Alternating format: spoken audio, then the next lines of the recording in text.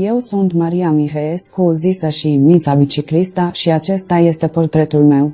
Am fost cea mai discutată femeie din perioada interbelică și am lăsat în urma mea unul dintre cele mai frumoase palate din București, o clădire monument cu fațade ornamentate aflată lângă Biserica Amzei pe strada Cristian Tel, 9-11 din București. Aud că are înviat atmosfera de bal în casa mea, care a fost restaurată recent, și că bucureștenii se distrează pe cinste acolo. Îmi place ideea.